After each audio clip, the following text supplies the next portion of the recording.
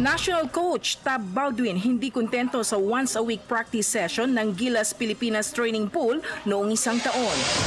Global Port, Batampier, target ang 2-0 advantage sa PBA Philippine Cup semi-final series kontra Alaska Aces ngayong gabi. Hungarian Zsolt Bedak, inaasinta ng Team Donaire bilang susunod na kalaban. Team Captain Ara Galang muling pamumunuan ang kampanya ng De La Salle Lady Spikers sa UAAP Women's Volleyball Wars ngayong season. Chicago Bulls nagsalansa ng 5 magkakadikit na panalo sa regular season ng National Basketball Association o NBA. Swingman Elijah Millsap inilaglag na sa rooster ng Utah Jazz. Titulo ng Qatar Tennis Open humalagpos na sa mga kamay ni defending champion David Ferrer. At newly crowned Women's Bantamweight Champion Holly Holm pumirma na ng contract extension sa Ultimate Fighting Championship o UFC.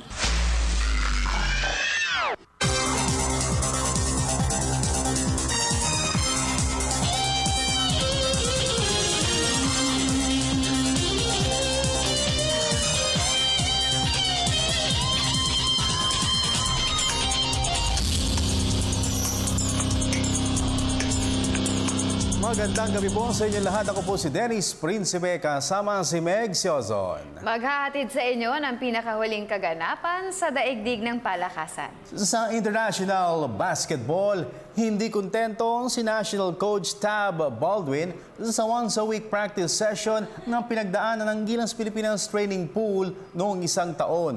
Ito ay dahil halos hindi na kumpleto sa 6 na beses na ensayo ang 17-man national pool. Ang kabuang detalye ay ang hatid ni Ria Arevalo ng Sports Radio 918. Aminado si Gilas Pilipinas head coach Tab Baldwin na halos wala silang napala sa 6 na practice sessions noong isang taon. Ayon kay Baldwin, hindi nakatulong sa kanilang sitwasyon ang hindi pagsipot sa ensayo ng ilan sa mga miyembro ng 17-man training pool. Pero nilinaw ni American Kiwi mentor na nauunawaan niya ang sitwasyon ng mga players na kinakailangang mag-ensayo at maglaro para sa kani-kanilang mother ball club sa season opening PBA Philippine Cup. In order to build a basketball team, we really need to own their minds and their bodies. We own neither right now, rightfully so. These players are, particularly in a playoff stretch run, they're concerned about their PBA team's playoff situation. They're concerned about the next game as it will affect their standings. And they're also, and I am too, I'm also concerned about their health. Samantala, tiniyak naman ni Baldwin na pagtutuunan niya ng pansin ang mga future practice sessions upang hindi masayang ang panahon ng mga players na magpapapawi sa Meralco Gym sa Pasig City. My thinking going forward is we've got to try and make sure that we're taking some steps forward, irrespective of how small they might be. We just can't afford to go backwards, and it's gonna be an exercise in order to do that. So that's where we're at right now. Ang Gilas Pilipinas ay naghahanda para sa pagsuong sa hamon ng FIBA Olympic Qualifying Tournament sa buwan ng Hulyo. Para sa PTV Sports, Ria Arevalo, Sports Radio 918. Sa PBA, tatangkayin ng Global Port Batampier na makapaglista ng 2-0 advantage sa semifinal series kontra Alaska Aces sa PBA Philippine Cup ngayong gabi. May report si Haji Caaminio. Sa kabila ng kakulangan sa pahinga, tiniyak ng Global Port Batampier coaching staff na mananatili silang palaban sa semifinal series kontra Alaska Aces sa PBA Philippine Cup. Ayon kay head coach Pido Renzo, patuloy silang makikipagsabayan sa Alaska sa kabuuan ng serye. Hindi ka na nagsa-practice niyan, pero mental at saka recovery ng katawan ang kailangan mo. Kasi anong kailangan na treatment, ititreat mo sa players mo. Yun lang yan. At the same time, yan, more on video viewing, para makita nila yung mga little mistakes, yung mga nabigay adjustments. Naniniwala rin si Harenzo na mangingibabaw sa serye ang mga players na mas gutom sa panalo. Kasi ako naman more on desire. Kung may desire ang player na manalo, kahit anong game ka, anong changes ang gawin mo, basta't nandyan yung will to win. Mahirap pigilan yun. Sa ngayon ay hawak ng Global Port ang 1-0 series lead kontra Alaska at target nila na madupika ang panalo sa opener noong isang gabi. Para sa PTV Sports, Haji Caaminio, Telebisyon ng Bayan. Samantala, umaasa naman ang rain or shine Elasto Painters na makakabawi sila sa Game 2 ng semi-final series kontra defending champion San Miguel Beermen bukas ng gabi. Ito'y matapos na dumana sila ng 105-109 heartbreaking loss sa kamay ng Beermen sa opener kagabi. Nagbabalik si Haji Caaminio. Umaasa si Rain or Shine Elasto Painters wingman Gabe Norwood na hindi na mauulit ang kanilang pagkulak sa fourth quarter ng semi-final opener kontra defending champion San Miguel Beermen kagabi. Dumanas ng 105-109 heartbreaking loss ang Rain or Shine matapos na malusaw ang kanilang 20 puntos na bentahe sa kalagitnaan ng laro.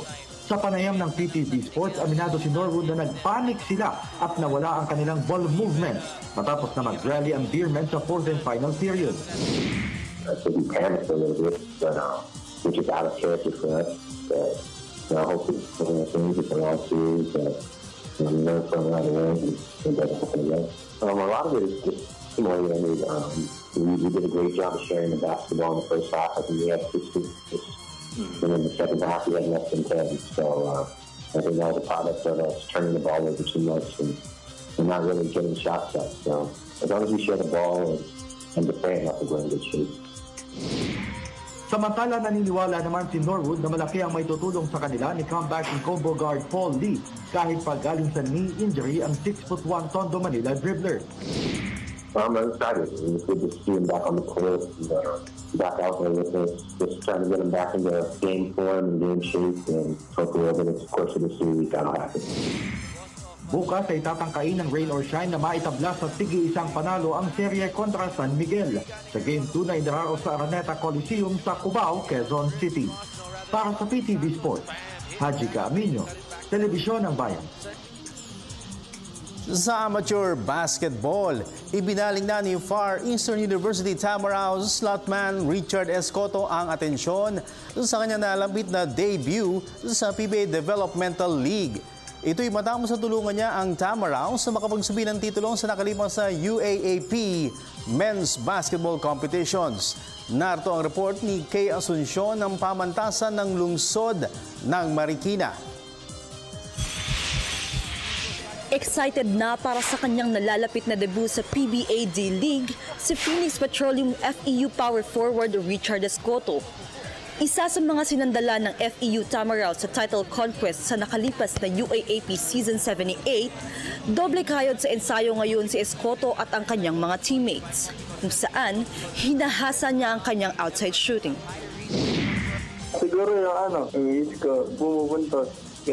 Bibigay ko best ko 100%. Susunod lang ako sa coach kung anong bibigay na role. Nangako rin si Escoto na gagawin ng lahat para mag-improve pa ang kanyang performance ngayong season. Mag-improve more defense at offense. Maging successful na player din.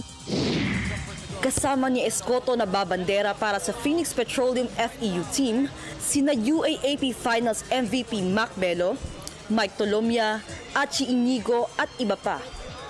Para sa PTV Sports, Kay Asuncion, pamantasan ng lungsod ng Marikina. Sa collegiate volleyball, kumpirmadong hahataw para sa De La Salle Lady Spikers sa UAAP Women's Volleyball Wars ngayong season, si comebacking open hitter Ara Galang. Ito'y matapos na makarecover siya mula sa knee surgery noong 1 taon. Para sa detalye, nagbabalik si Kay Asuncion. Muling pamumunuan ni Team Captain Ara Galang ang kampanya ng De La Salle Lady Spikers sa women's volleyball competitions ng UAAP Season 78. Ito'y matapos na makarecover siya mula sa knee injury na natamo niya sa semifinal showdown kontra Ateneo Lady Eagles noong 1 taon. Ayon kay De La Salle University Athletic Director Nonong Calanog, halos nasa 90% na ang kondisyon ni Galang at tiwala siya na makukuha ng 21-year-old open hitter ang tamang forma bago magsimula ang hatawan sa UAAP ngayong buwan.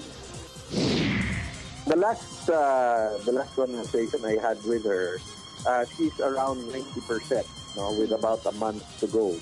So I guess that 10% is really more psychological, di ba? I mean, coming off an injury like that, kasi as far as her medical side is concerned, she's technically cleared to play. There's a higher likelihood that she will be able to play this coming season. Tiniyak rin ni Calanog na solidong roster pa rin ang kanilang ipaparada sa UAAP ngayong season. Aside from Ara, of course, Cynthia Mesilio, who's on her last year, Yeye Nika Reyes, who's also on her last year. All the teams are for me balanced.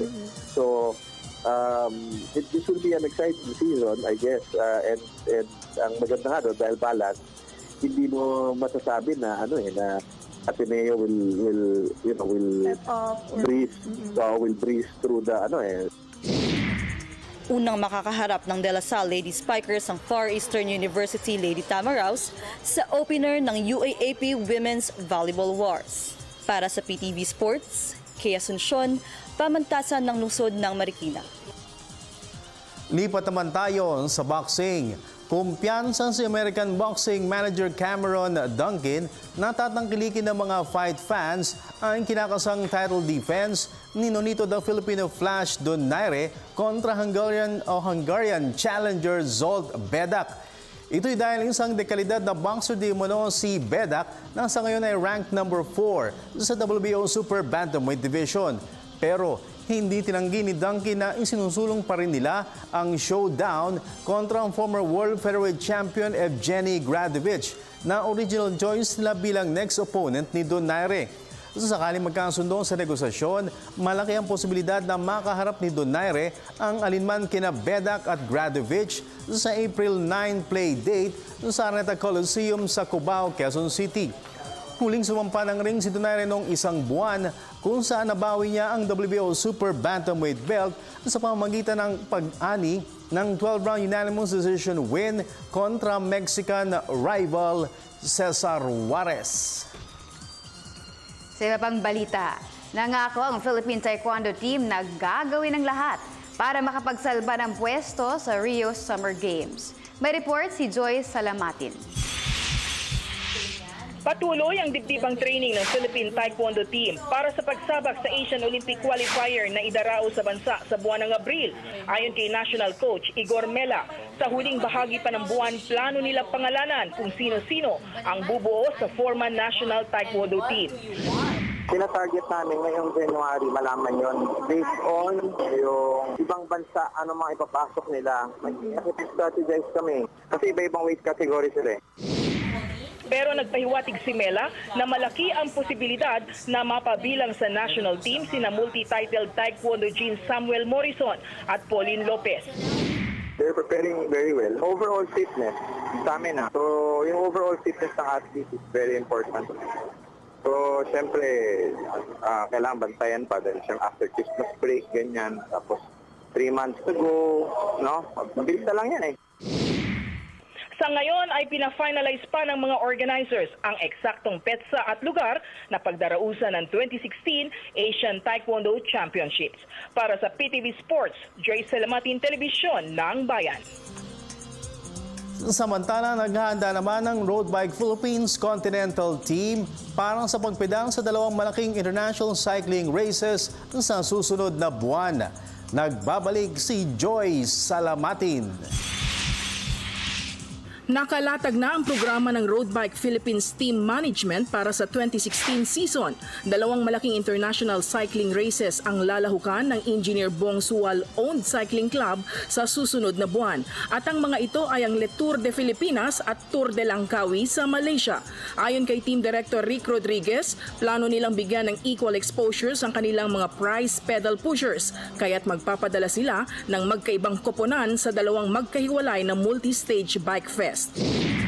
This year will be very busy for the team, considering there will be new policies from the UCI. Next year, there will be a world rankings of all the teams in the professional level. So, maganda makikita natin saan ba ang Pilipinas. We transferred into a new training camp in Thailand because By the second week of January, kompleto na yung rider natin. We may have 12 riders, including one Australian rider and one Spanish rider, and then the rest, the 10 are all Filipino riders.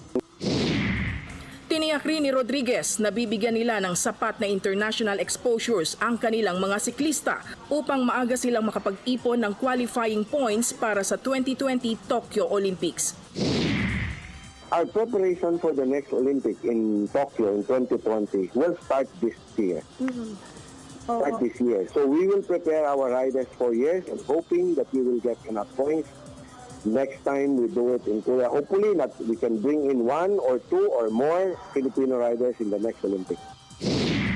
Kabilang sa mga inaasahang pepedal para sa Road Bike Philippines sa Tour de Langkawi ay sina two-time Tour champion John Mark Galedo, Marcelo Felipe, Ryan Cayubit, Baler Ravina, Dominic Perez at Jay Lampawog.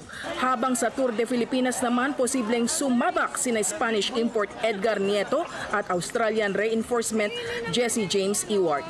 Para sa PTV Sports, Joy Salamatin, Telebisyon ng Bayan. Chicago Bulls nagsalansa ng 5 magkakadikit na panalo sa regular season ng National Basketball Association o NBA. Yan at ang iba pang pinakamalalaking kaganapan sa global sports sa pagbabalik ng PTV Sports. Nagbabalik ang PTV Sports sa NBA. Muling pinansaya ng Chicago Bulls ang home fans sa United Center sa Chicago, Illinois. Sa panguna ng shooting guard Jimmy Butler na pumukol ng game-high 32 points at nag-issue ng season-high 10 assists, dinomina ng Chicago ang Milwaukee Bucks 117-106 kanina upang palawigin sa 5 matches ang kanilang winning streak. Si Butler ay nagapayan ni Center Pau Gasol na nagambag ng 26 markers at 11 boards para sa Bulls, habang si point guard Michael Carter Williams man ang namuno sa atake ng Bucks sa kanyang total output na 20 points at 12 assists. Sa opening quarter ay rumansada agad ng 10-0 run ang Chicago bago nila hinawakan ang 67-61 halftime lead. Sa huling isang minuto ng third quarter ay nakadikit ng 1 puntos ang Bucks pero sumagot naman ng 8-0 attack ang Bulls. Dahil sa panalo, nag-improve ang record ng Chicago Bulls sa 21 victories against 12 defeats at ang susunod na makakarapat nila ay ang Boston Celtics sa Biyernes. Pasadahan naman natin ang iba pang mga tampok na sports stories overseas sa Deporte Ann Camavinas ng Sports Radio 918. Inalaglag na ng Utah Jazz mula sa kanilang roster si swingman Elijah Millsap. Ito'y upang hindi nila mabigyan ng guaranteed contract ang 6'6" dribbler bago ang deadline sa Biyernes. Unang na-acquire ng Jazz si Millsap noong nakaraang season kung saan nag-average siya ng 4.2 points at 2.8 rebounds per game. Sa tennis, humulagpos na sa mga kamay ni defending champion David Ferrer ng Spain ang titulo ng Qatar Open. Ito'y matapos na yumukod siya kay unheralded Ilya Marchenko ng Ukraine 7-6, 3-6 at 2-6 sa opening round kagabi. Nag-struggle ng husto sa laban si Ferrer kung saan nakagawa siya ng 43 unforced errors. Ang susunod na makakatapat ni Marchenko ay si unseeded Teimuras Gabashvili ng Russia. Sa tennis pa rin, pasok na si Austrian qualifier Tamira Paszek sa third round ng ASB Classic sa Auckland, New Zealand. Ito'y matapos na ma-upset niya si fourth-seeded Svetlana Kuznetsova ng Russia 6-2 at 6-3 kagabi. 2 beses na naka-break sa opening set si Paszek bago siya nagdagdag ng isa pang break sa sumunod na set. Nauna rito, ginulantang rin ni Paszek si former French Open champion Francesca Schiavone ng Italy sa opening round noong isang linggo.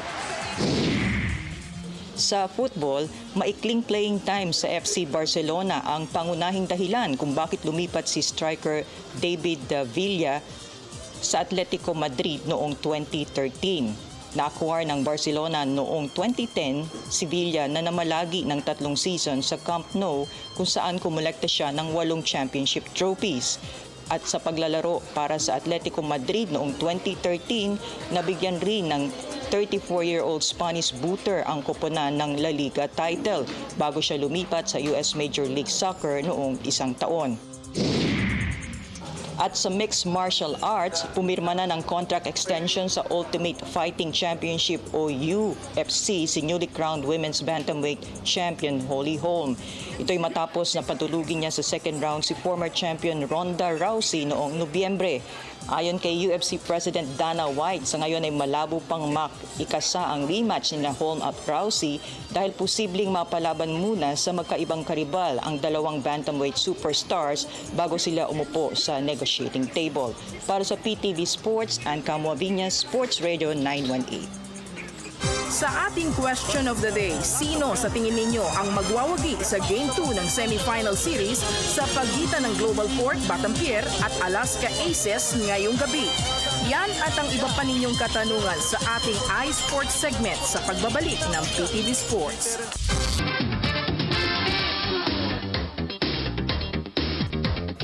Nagbabalik ang PTV Sport. Alright, at marami tayong oras para magkwentuhan. No, kaya pwede sa Facebook, tawagan nyo nga. Pwede ba tayo? Ewan ko kung pag fan page. Or pwede natin kunin yung phone. Pwede rin. Oo nga, no? Nandito siya. Mo. Ay, hindi. Hindi, pag dito sige, subukan natin. Mamaya makakwentuhan po natin si Jerry Penalosa. Okay. At makikibalita naman tayo about Manny Pacquiao. Alright, kung ano ba sa tingin niya, kung pwede ba siyang lumabang pa, dapat na mag-retire. Kasi ito si Jerry, retired na. Gano'ng kahirap para sa isang boxer na mag-retire? At saka sino for him yung pinaka gusto niyang makalaban ni Manny for the last time. At saka kung maganda pa yung chance niya na maka-knockout against Timothy Bradley. Pero, meron tayong question of the day? Boss R, meron tayong question of the day. Go ahead. Alright, ang question of the day natin is, sino sa tingin ninyo ang magwawagi sa Game 2 ng semifinal series sa pagitan ng Global Port Batampier at Alaska Aces ngayong gabi? Ipadala nyo ang inyong mga sagot sa facebook.com/PTV4Sports or via our Twitter at PTV4_sports. Yan. Okay. At samantala, teka, meron na ba? Meron na ba tayong, teka, wala... Wala pa dito sa ating... Tawagan na muna natin si Paring Jerry Peñalosa, ha? At ready na to si Paring Jerry. Total, habang nag-aantay tayo ng ating mga sagot sa ating question of the day, ito, tatawagan natin. Live tayo Kaya, tsaka para wala ng oras, huwag natin ibigay doon. Diretso na tayo. Pare ko, good evening. Standby lang. Sandali lang, ha? Sandali lang, ha? Okay, baka malobat. I-charge. Halatang handa, no? Halatang handa, tumatawag at hindi naka-charge. At wala yung question of the day. Ha? tawagan mo. Okay. Ayan, sige. Nakita natin. Si Paring Jerry Penalosa. Paring Jerry, good evening at welcome sa PTV Sports. Hello. Good evening. Sa lahat po ng nanood po ngayon sa PTV Sports, good evening po sa ating lahat. Okay, Paring Jerry, kasama ko ngayon si Meg Siozon. Hello po, good evening po. Good evening po sa lahat. Sige, unang tanong ko para sa iyo. Ikaw ang isa sa mga nire-respeto kong boxing champion. Thank you. Ikaw lang at si Dodi Boy Peñalosa ang natatanging mga Pilipino na magkapatid na 2-division world champion. Walang ibang may ganyan, di ba? Oo. Kaya ang unang tanong ko sa iyo, Jerry, sino magcha-champion sa PBA? Sayang, wala na yung team ko, Hinebra! Ay, out na. Hindi, si Jerry, walang biro. Nanonood ko ng basketball. Oo, parating nanonood. Di bale, bawi next time. Next conference. Bawi na. Ba't Hinebra fan ka ba? Big fan ng Hinebra. Aba, big fan ng Hinebra. Aba, so malungkot ka nung... Parang si Joy. Big letdown para sa'yo. Pero ngayon yung semis nanonood ka? Of course, medyo hindi na ganun ka talagang subaybayan dahil yun nga, wala na akong team na pag-abangan. Pero meron pa rin ibang team na talagang sinusundan. But unlike talaga Ginebra, talagang fanatic. Okay. Alright. Tanong rin kaya natin yung tinatanong natin sa viewers natin. Sige, Sir, ano po ba yung tingin niyo yung problema ng Ginebra? Siguro hindi lang naswerte. Medyo hindi lang swerte yung season. Pero mabalik din yan. Babalik din sa tingin mo. So parang tiyaga lang, parang ano lang. Kunting tiyaga lang. Siguro, kunting familiar sa isa't isa nila. Pero later on, mabawi din yan. Alright, okay, sige. At samantala, Jerry, boxing naman pag-usapan natin. Meg, ikaw na una magtanong. Marami kang gusto itanong about boxing, lalo kay Manny Pacquiao. Oo. Ang una ko pong tanong, sa tingin niyo, perfect ba? Or sino yung pinakagusto niyong kalaban ni Manny Pacquiao for his last fight? Sa parang farewell fight, perfect na choice ni Congressman Pacquiao dahil medyo safe. Easy fight, easy, graceful exit. Graceful exit. Teka, ito mo si Bradley, sinasabi mo, Jerry? Yun, Timothy Bradley. Between the three, or among the three, si Bradley ang di ba tatlong choices nila? First, Terence Crawford, Amir Khan, at saka si Bradley. Mas nakikita ko medyo walang hindi siya mabugbog, hindi ganun kalakas si Bradley. Baga medyo safe. At saka parang kalaki naman siya na mananalo talaga. I'm not saying na si Amir Khan o si Crawford mahirapan siya, but I mean sa tatlo medyo mahina sumutok si Bradley at saka kayang-kaya yung style ni Bradley ni Manny. Parang masyado ng napaglaruan nila. Okay, may follow up ba? Sige. So, parin Jerry, ikaw ba tingin mo last fight na talaga to ni Manny Pacquiao? Yung yung coming from a boxer, yung talagang opinion mo, anong basa mo bilang kaibigan ni Manny Pacquiao? As a former boxer, medyo mahirap kaminto sa sport na talagang mahal mo. Halos buong buhay mo, doon mo na binuhos. Doon ka rin na nakilala, doon ka maghahanap buhay mo, at love mo yung ginagawa mo. So mahirapan talaga mag-exit. But para kay Manny naman, inaabot na niya sa lahat ng pinakatuktok. Mayaman na siya, world record holder. So wala na siyang ipa-prove pa dahil lahat ng tao idol na siya. So para sa akin, although mahirap retire, pero kailangan na dahil nauna hindi siya mga bata. Magaling pa siya, pero yun nga, wala na siya dapat patunayan. Talagang isa na siyang Manny Pacquiao, a legend. Pero naniniwala ka dun sa sa plano niya na talagang last fight na itong April 9. Yan ang mahirap kasi karamihan sa mga atleta, hindi lang boksingero, magsabi na last fight or last game, pero yung katawan mo hanapin mo eh. So, I don't know kung si Manny talagang sawang-sawa na sa sport na boxing.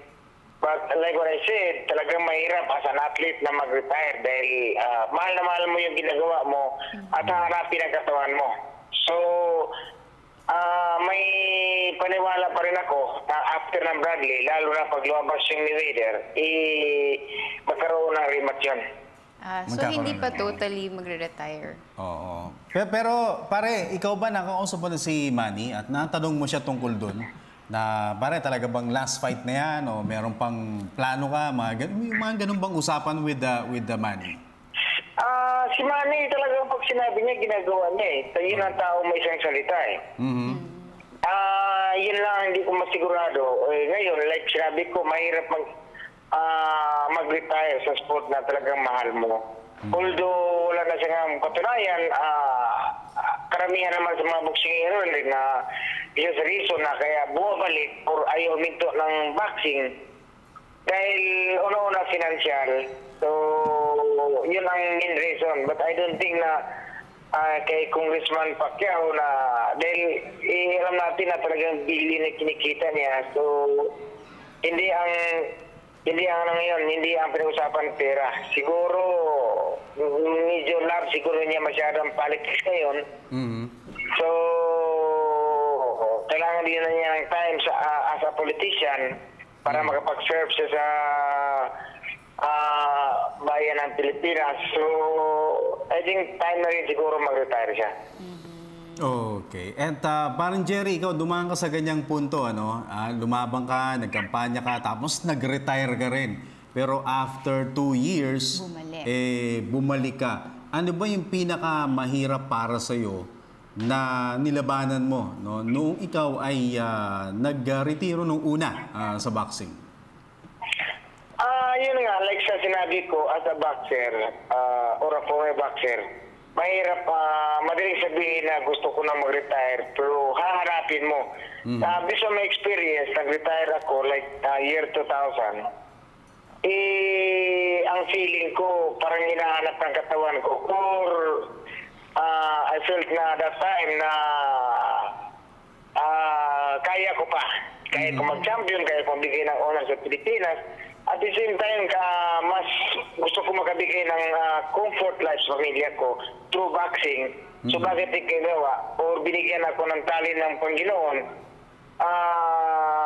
bakit hindi ko pa ibubuhos?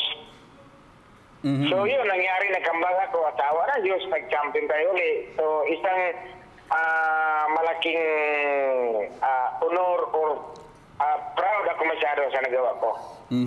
At year 2000, ano? Nung una ka nagretiro, tama ba yun? Tama pareho, tama. Year 2000. No, naalala mo yun, nasa Bayview tayo noon, hotel. Nandun si namayapang attorney Rudy Salud, si Karen Trinidad, di ba? Nandun tayo, kumakain tayo ng tapa noong mga time na yun. Pero gusto ko lang malaman, nung time na nagkwekwentuhan tayo noon, kasi hindi naman press conference yun, di ba? Parang ano lang, kwentuhan lang ng mga naging kaibigan mo sa boxing. Kasi ni Gyongko nandun. Nung mga time na yun na nagsasalita ka, na sinasabi mo sa amin na wala na, tapos ka na, mag-retire ka na, maghahanap ka na lang ng mga boxer, magninegosyo ka na lang. At that time ba, 100% ka bang nasa isip at damdamin mo na talagang retire ka na? Sinasabi ko talaga mag-retire kasi pinipilit ko yung sarili ko.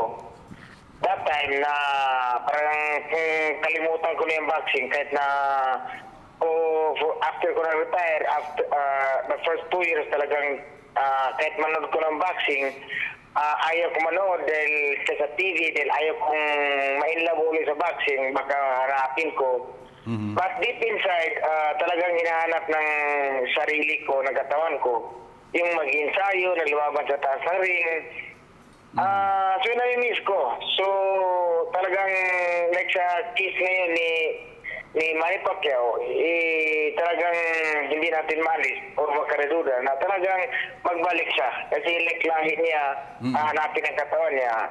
Lalo na pag may widir ang makalaban niya. So isang another chapter yun. Talagang challenge yun sa career niya dahil alam ng lahat na si Mayweather lang ang nagtalos kaniya. So, talagang posible na mangyari magkaroon ng rematch. If ever, dalawa sila na magkama out of retirement. So, noong mga time na yun, nung nagkikwentuhan tayo, parang Jerry, parang meron ka pa rin parang gusto na parang nagdadalawang isip ka pa rin noong mga time na yun? Tama ba yun? Yung time na yun na nag-usap tayo pa rin, talagang 99% mag-retire na ako. Talagang tapos na ako. Yung 1% yun ang problema, nagiging 100%. So yun, nagbalik ako. Nagpasalamat pa rin ko talaga sa taas ng Diyos na yung hiningi ko, binigay niya. So talagang sobrang pasalamat ako, lalo na sa mga tao na suporta sa mga media na nandun sa akin lagi, yung mga nagtiwala. So talagang maraming salamat. May follow-up lang ako. Kasi di ba napag-usapan natin yesterday, yung ibang boxers, pag nag-retire, hindi na nagte-training para hindi na ma-miss yung pagbaboxing. Kayo po ba, after nyo mag-retire, hindi muna kayo dumalaw sa gym? Sa gym? In this case, yung first retire ko na year 2000, parang nakita tayo, talagang the next siguro ilang months o year, hindi talaga nagpapakita ng gym, kahit panood ng TV about boxing or makita ng mga gloves, talagang iniiwasan ko. Kasi ayaw kong ma-inlove ulit sa boxing. Unlike ngayon, after ko nag-retire ng 6 years or 5 years ago, talagang satisfied na ako kung ano yung na-achieve ko. So, confident na ako na alam ko na kahit gustuhin ko, alam ko na may edad na rin ako, alam ko na kahit gustuhin ko mabalik, hindi na ako makabigay ng karangalan or bubugin lang ako ng mga bata. So, what for? So, talagang after ko na-retire ng year 2000, pupunta ako ng gym. In fact, nag-discuss ako ng boxing gym for fitness. So, ngayon open ako. Almost every day dumadaan ako ng gym, kahit hindi ko mag-ensayo. So, as in totally out na ako. Okay. As ako ron, as boxing fan. Okay. Balikan natin, Manny Pacquiao, Bradley. Tingin mo may knockout sa laban na to? Sa tingin ko, ganun pa rin yung decision. Yung nangyari dati, yung first two fights, yung first fight, alam naman natin na one-sided fight, panalo talaga si Manny Pacquiao, kaso di natin alam anong tingin ng mga judges, tinalo siya, kaya nagkaroon ng rematch. Same thing, yung rematch talagang mas binugbugan siya lalo. So, sa tingin ko, ngayong part 3, ganun pa rin yun. Although wala sigurong knockout, pero Pacquiao by unanimous decision. Okay. Anong meron si Bradley, parang Jerry, kung bakit hindi man na-knockout ni Manny Pacquiao? Una-una, medyo matibay talaga yung matibay yung panga. Hindi gano'ng kadali. At experiencado.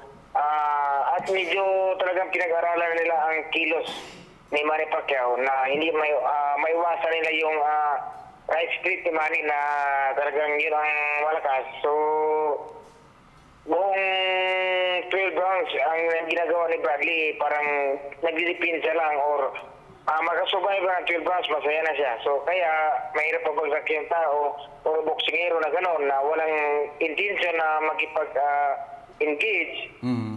So, yun nakikita ko. Tingin ko, by one-sided, Manny Pacquiao by unanimous decision. Alright. May follow-up ka? Okay na. Okay. At bago tayo magtapos, parin Jerry, may fan ka rito, si Joey Gatan. Ay, Joey. Paring Joey Gatan dito, nakikinig. Minsan lang makinig to sa sports. Sa atin. Okay, paring Jerry, maraming salamat at magkita ulit tayo. Maraming salamat sa lahat po ng mga staff ng PTV Sports. Maraming salamat po. At evening po sa lahat. Ay, Joey! Oy, sino? Maring Goody ata yun. So yan, si paring Jerry Peñalosa. Ayun. Pero alam mo, nakakatuwa yung mga boxers natin, no? Pag nagre-retire, talagang may separation anxiety sila. Mahirap. Kasi gaya nga ng sabi niya, yun ang naging buhay nila, no? Like in the case of Manny Pacquiao, edad 14, 15, nagbaboxing na. Ilang taon na siya ngayon? 36, 37? So, ilan yun? Do the math. 20 years halos na nagbaboxing. Diba? Kaya napakahirap talaga. At ayun nga, sabi niya, naniniwala si paring Jerry na pwede pang lumaban uli. Pero sabi din niya, may isang salita si Manny Pacquiao. Oo, may isang salita. Pero pag nandiyan na si Mayweather, wala nang salita. Laban uli. Yan. Okay. So, we'll take a quick break. At when we continue, okay na ba yan natin? Facebook? Sige, basta ayusin namin. Break muna kami, Meg. Alright, yan. At maraming pang iba sa pagbabalik ng PTV Sports.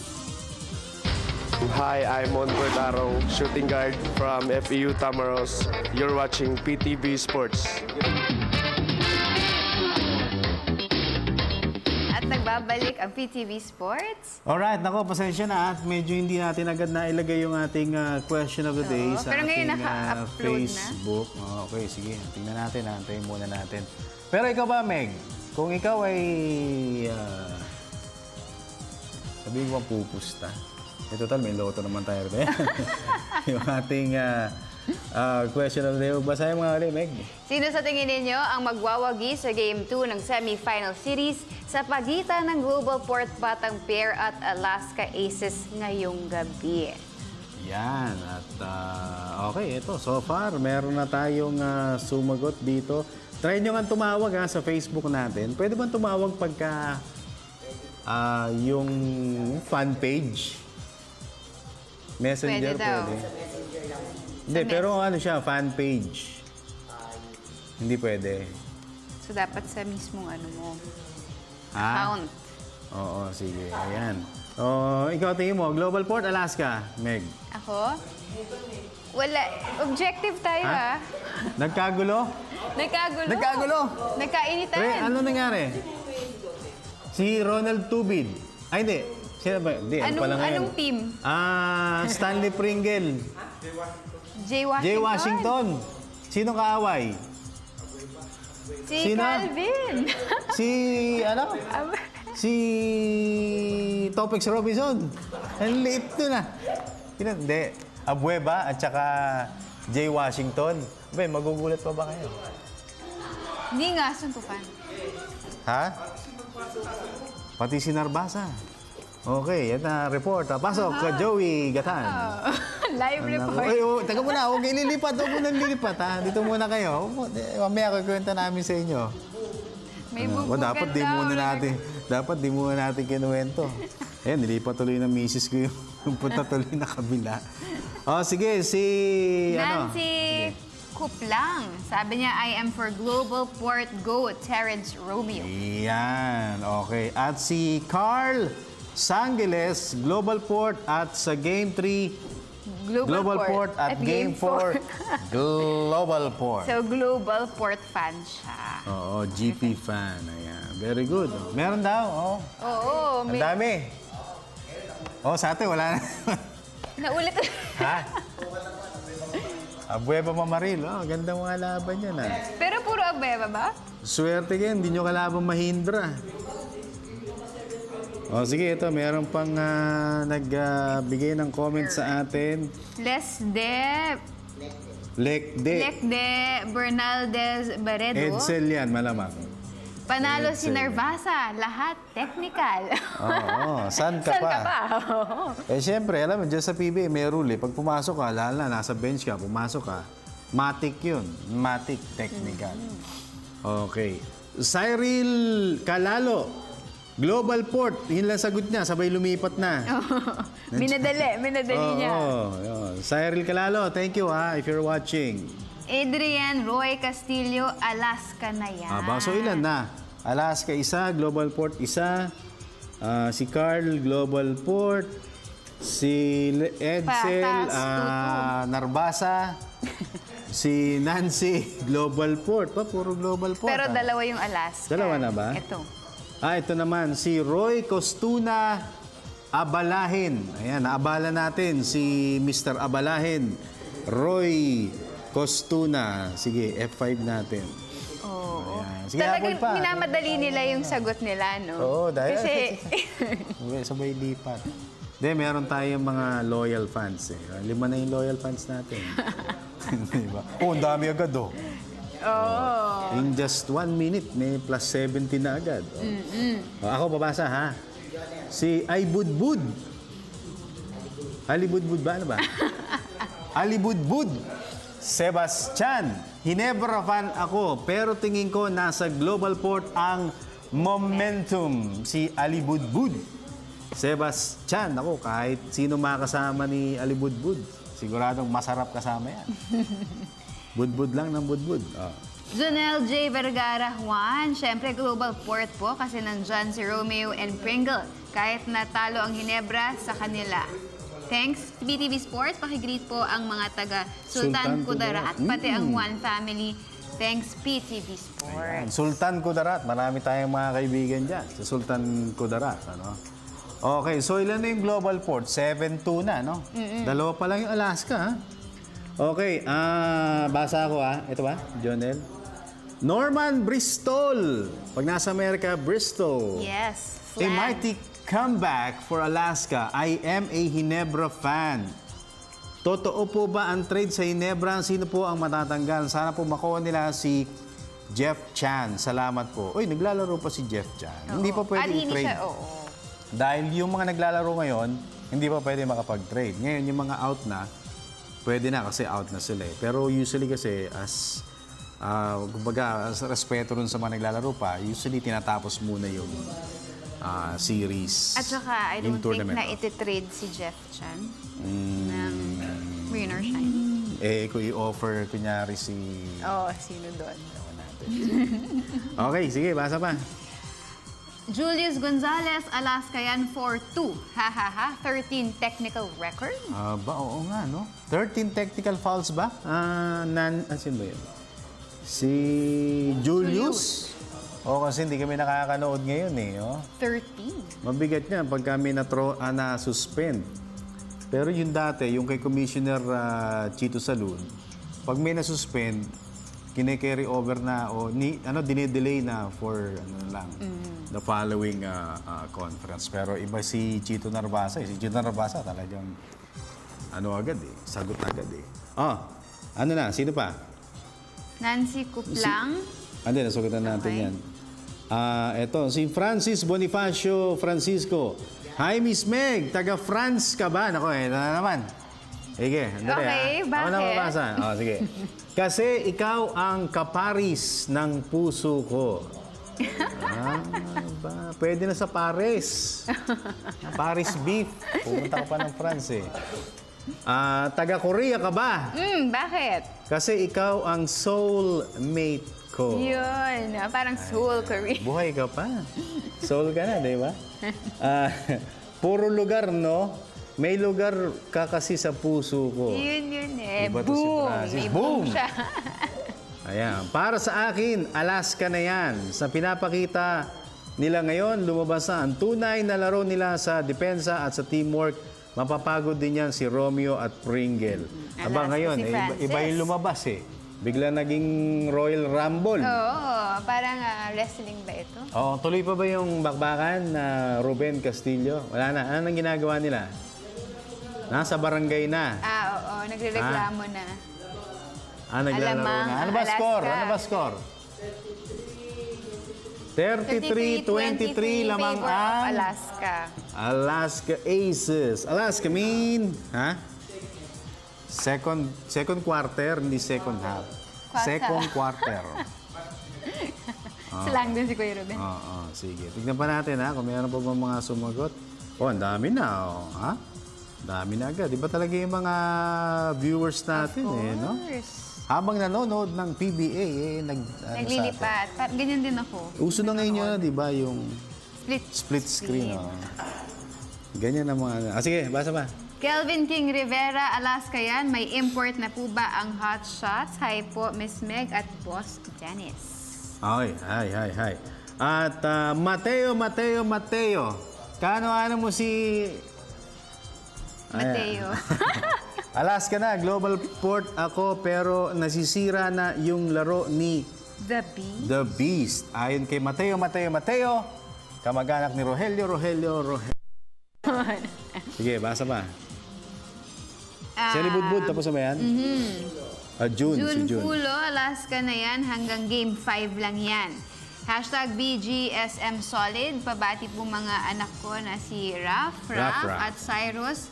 Asawa ko na si Rachel at Pulo Fam Jan, Marikina City. Thanks, God bless.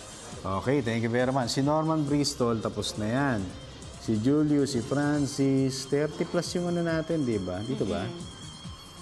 Okay, sa bandang baba. Saan tayo? Si Ken. Ken Tagaw. Global ulit kasi puro... okay. Senior na raw yung mga players ng Alaska. Ay, umiinom ng gatas yung mga yan. Oo, kaya pa yung young mga yan. looking. Pati katawan nila. Si Edsel tapos na. Si Christopher. Christopher Canlas, Lozano, Global Port para mawala angas ni Abueva.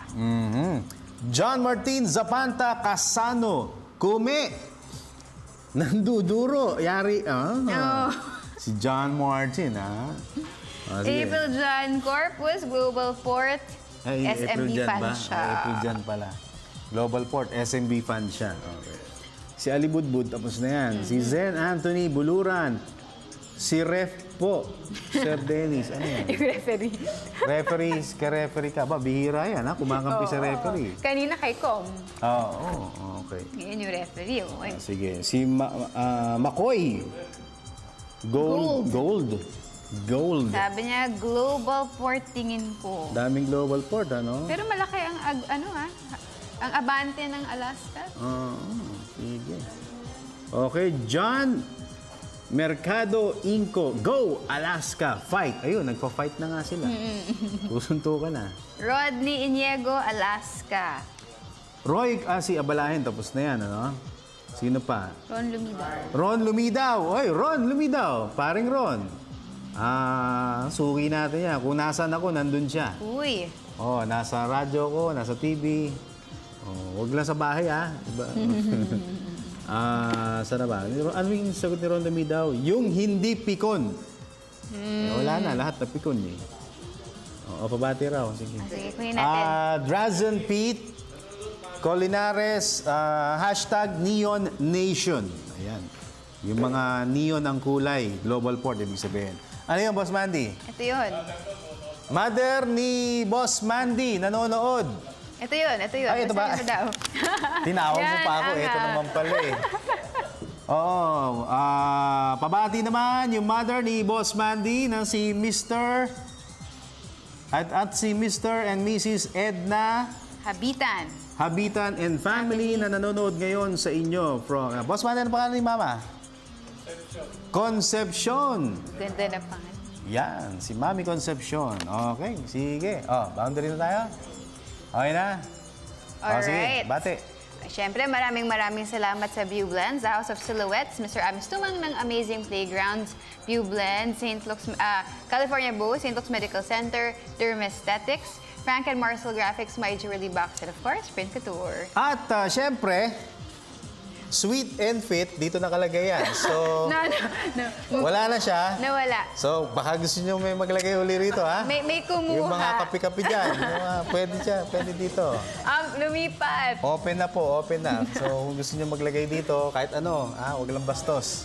Okay, to my wife, Queenie, I love you, Prince Ian, Prince Zoe, Mami Bays, Mami G, Daddy Dan, Mamala, Kuya King, and kay Kuya Bonso. At Sports Radio Family, maraming salamat sa inyong walang sawang pagsuporta sa amin. Mansamantala, ako po si Dennis Principe. Meg Siozon. Hanggang bukas, ito po ang inyong paboritong PTV Sports.